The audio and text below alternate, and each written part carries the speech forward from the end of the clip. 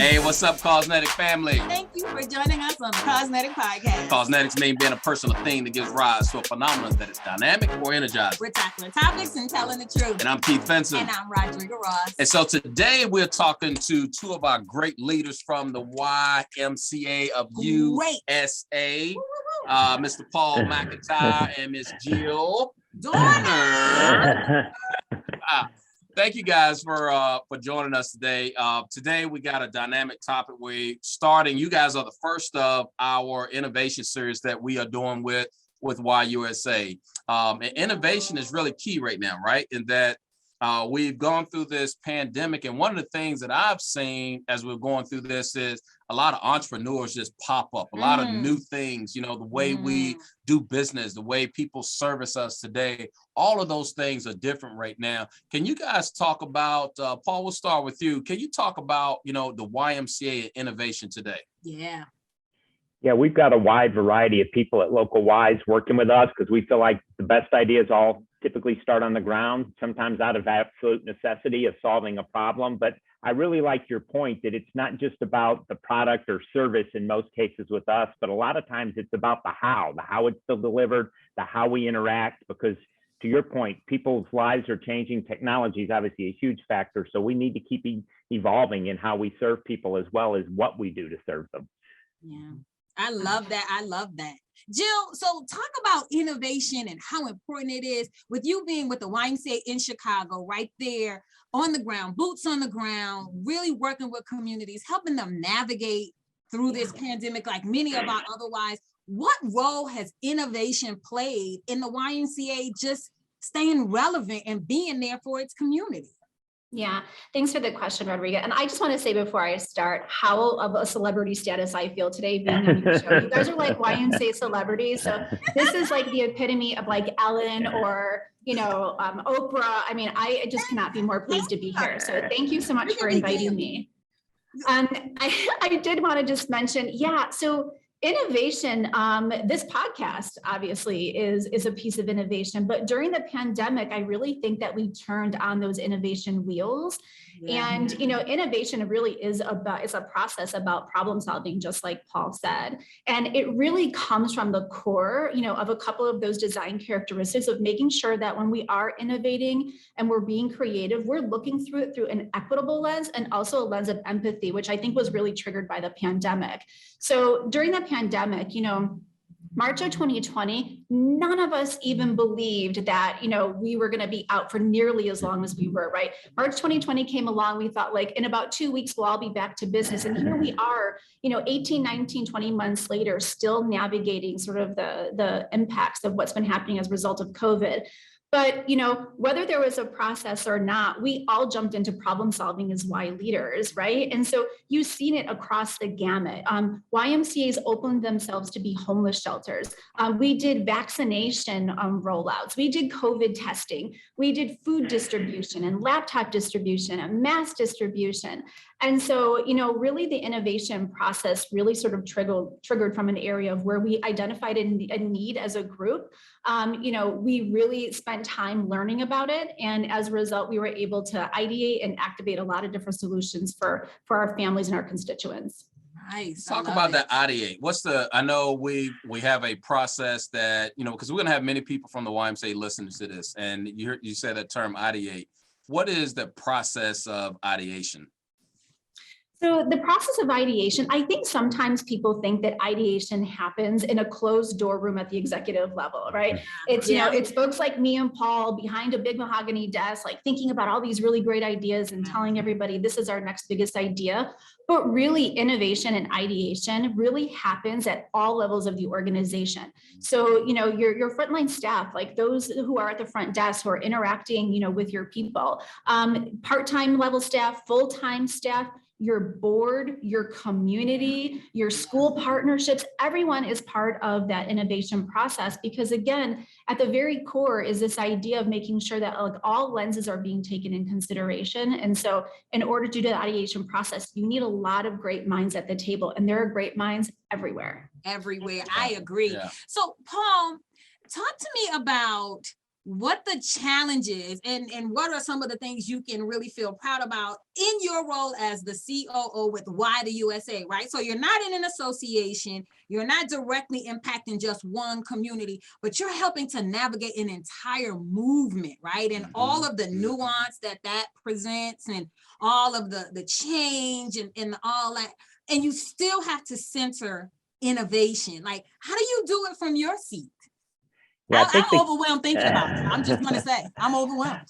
I think the key thing that we've done is we have people like Jill on an advisory board, and we have a very disciplined process. And wherever an idea comes on, what we offer is we bring it into the process and make sure we have the right types of people being able to give input and move it along, that we don't rush it, that we're disciplined in going through the steps. And I look at our role at YUSA mostly is just paying attention and listening, because the ideas are out there.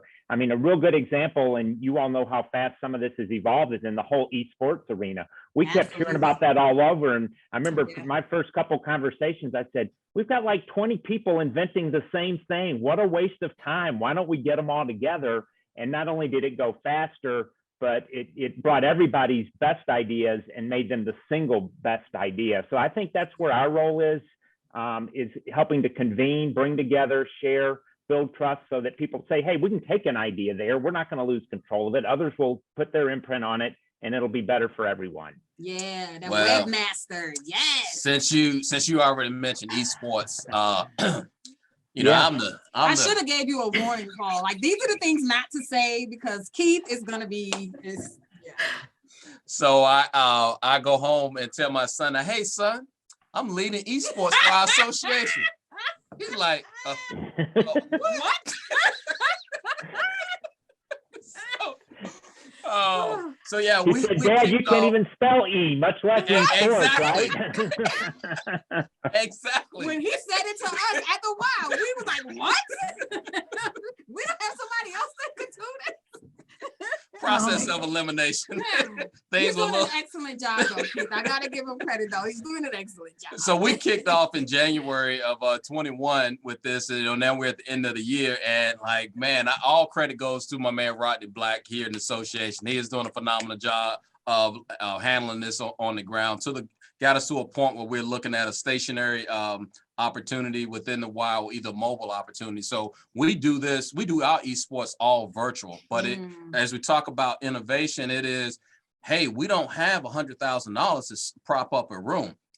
Our partners and our buddies over down in Houston and St. Louis, they were already ahead of us in terms of establishing this, but we had to go a whole nother route. And I just couldn't see January 21, really in the peak of the pandemic, like, hey, Kurt, you got extra $100,000 to start, So we went totally virtual and doing a phenomenal job. We almost have 1,000 kids that have signed up for esports this year, but it is taking that process and just really looking outside of what your norm may look like. What else are you guys seeing across the movement and the way of innovation in this program space?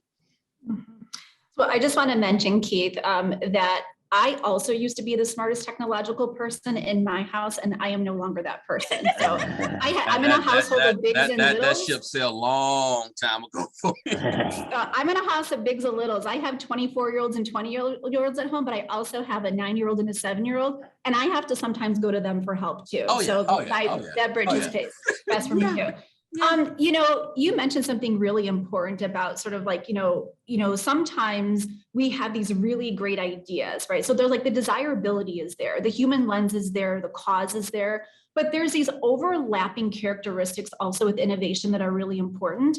And one of those is feasibility, right? It's like the operational piece of like, how do we keep all of these really great programs going, along with viability, right? Because, if we want esports, for example, to stay around, like, how do we continue to sustain it financially? So I think those are three important aspects. If you kind of think of them as like a trifecta Venn diagram, it really is desirability, it's the feasibility, and then it's also the viability that really helps make a program really rich. You know, as far as other projects that are going on in the movement, one project that I'm a part of is a social cohesion project. So it's a partnership that Y Chicago is doing along with other Ys across the nation. And it really sort of stems from the ad campaign about building a nation of neighbors. And the idea is to find individuals or groups of people where there's sort of this natural divide that exists. And then how do you create or bring an experience together to sort of like bridge that divide? And so, you know, the dollars, we had received some seed funding from Walmart, and we have been going through that innovation process that Paul just described. And, you know, for one thing, Rodrigo, you said, like, gosh, it seems like a lot, it seems overwhelming. And it was at first. And I just say the innovation process is messy because, you know, it's not necessarily a linear process. We have jumped from thinking of big ideas to small ideas to new insights coming on from different people. So, you know, as far as the innovation process goes, as people are coming up with different projects, just know that that process is a little bit messy, but it's so exciting because in the end, I think that the outcome is something much more rich than, you know, just like the plug and play programs that we may have designed. Yes, I am so glad you said that, Jill. You know, some of the feedback that I got during the pandemic, particularly here in Dallas, when we began, and it was a very small group of us who just literally, after about 24 hours of our doors being closed, like, this is not going to work. We got to do something, right? And then there was a group of people that were just kind of frozen, right? Because unfortunately, that innovation, not like that, Keith, that innovation muscle just had atrophied. Like we got out of that space, but you know, the messiness of it all, people are really over, like, I don't like messy in my kids' rooms, but I don't mind messy in innovation. Like, Paul or Jill, can you guys talk to how do people build their appetite, or how do they just believe that they are resilient enough to get through the messiness? Like, it's gonna happen in innovation. And I really believe that that messiness is a deterrent to people who like order, right? Yeah. Which is what we've been for so many years as a movement. We've been order, best practices, operational standards, do this at 9, do this at 10:30. And when all of that got blown up, we were kind of like, oh, I don't really know what to do. And then on top of all of that, we take about 9 months to study this. Yeah, take a little time. Yeah. I think 2 traits that you don't see on lists about innovation a lot, but when I look at ways we've succeeded in the Y, I would have high on my list are focus and persistence. And both of those get you through the messiness, because if you try to skip the messiness, you're going to lose a lot of good ideas along the way. It's the trial and error that causes the messiness, but that's what gets you to the better ideas. And if you stay really focused on things and persistent, I mean, the example I use a lot is in Houston. We did a lot of evolving in our swim lessons that we gave. We had gotten started with a team that was in a SUV and did 20 different apartment complexes a year, and over about 5 years grew that to 130 or 40. Well, how do we do it? We just stayed focused and said, we're going to keep getting better at this. And stuff we'd have never thought of that's not fancy or anything. Like the most unpopular one was we eliminated 23 branch swim teams. There were these little 30 to 40 kid teams because we said we need every dollar of resource in aquatics to go to drowning prevention. That's the big issue. A kid can be on a swim team almost anywhere in Houston, Texas, but we can do this. And it was a great idea until I went to recruit a board member and she said, you know that swim team that you cut back at, my kids were on that team. I'm like, well, here's why. Well, when I told her why, she was fine. And it was actually a part of her saying yes to be on it. We collaborated with, get this, the fire department. Okay, that makes sense. The county health department. I'd have never thought about the apartments association. I didn't even know there was one. The pool builders association, because the safer people feel, you know, the more they'll want pools built. So you just bring a lot of different people into the equation. And that's how you get success. Just saying, we're going to keep getting better this year and the next year. We got to come up with another new idea. I like that focus and persistence, because messiness is intricate. You're going to get messy. It's going to be messy. So I think it's focus. I think it's persistence. I also think, you know, part of the design principles is about learning and making sure that you learn from your failures. And I'm not very comfortable with the word failure. I'd rather call them like planned mistakes. Right. So as long as we learn from those planned mistakes, that's also part of the process too. So that's another way to, like, I think, make people feel good about going through the process, making them feel connected to the process, is knowing that it's okay. We're going to try a lot of things on for size and they're not going to work. And that's okay because it just gets us closer to an ideal solution in the end. Yeah, I love that. This thing failed, but you're not a failure. Right. Like sometimes things don't work. Yeah. All right. So everybody wants to be a creator. Everybody wants to be an innovator, but they need somewhere to get started. Like we need to blow up somebody's email and phone. So who are one or two people out here in the Y movement that you always say, look, y'all just need to call this person right now? They can tell you how to get it done. Besides me, although my email is available, it's readily.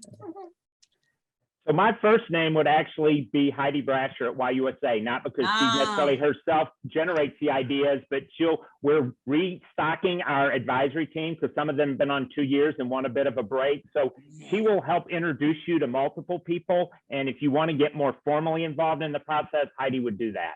Yeah. I love Heidi. That's a good one. I love Heidi. It's a good one. She's a good I love one. Heidi too. I would also mention Allison Hubert as well. She has been really great through a lot of the projects I've been a part of. And when all else fails, you can always go to Link. Link has like a lot of really great information. It's an opportunity for you to be able to learn and share with your peers. There's toolkit with different, activities and resources. You can see different projects that are happening nationally on Link too. So Heidi, Allison, Link, Paul, me, Rodriga. Really any of us, really any leader within the Y movement, because again, it's always grounded in empathy. It's always grounded in equity. We all have good ideas and we all have a seat at the table. Yeah. So if you had to one last plug and really just tell people, because this is so important to the future relevance of not just individual Ys, but to the entire movement, what would you tell people about being innovative? That much? I was waiting for Paul. Yeah, I was waiting too. I've got plenty of ideas. I'll go first, Jill. Jill, open the door. I would say get to know other like-minded people. There's lots of people at local Ys, but if I started naming names, I'd have to just keep going, right? Because I can't leave anybody off. So if you go where Jill talked about to Link and other places, you'll find your way to like-minded people. Because I do think that's critical. Ultimately, if you've got special interests in certain areas, find like-minded people in that area because that's what feeds off of each other. But I would say just pay attention in your daily life for a week and to the needs that people have. We're doing things that are innovative in mental health issues, in third-party pay, so more seniors can, get care provided through either their insurance or whatever else it might be. We've done so much in the area of feeding, things we didn't realize 2 years ago would be priorities. So notice needs, and if there are needs that you think a Y ought to be able to fulfill, then get a group of people together and figure out how. Because a lot of times the needs we see up and down our blocks, we don't know how to meet, but we can learn together how to do it. Yeah, I love that. I love that. Well, man, there's a lot that's going to go on and take place in this innovation series.